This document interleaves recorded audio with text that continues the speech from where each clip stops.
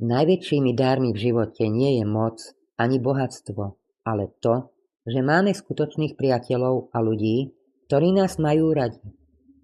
Možno sa budete chcieť spýtať sami seba, či vynakladáte dostatočné úsilie na vzťahy s druhými ľuďmi, alebo si ich vážite za radosť, ktorú vám prinášajú do života. Ak je tomu tak, verte, že v budúcnosti vaša snaha o nadviazanie kontaktov s inými ľuďmi povedie k forme šťastného života.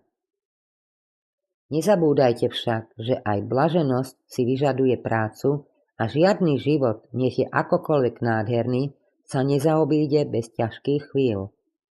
Len nimi nebudete musieť prechádzať sami. Aj keď sa trochu bojíte, nedovolte, aby vás strach zastavil pred novými začiatkami, ktoré ležia priamo pred vami. Ak ste čakali na znamenie, že nastal čas, aby ste sa vydali po novej ceste, tak práve teraz nastal ten správny čas. Každý z nás má v sebe kúsok diabla, ktorého sme si sami vytvorili.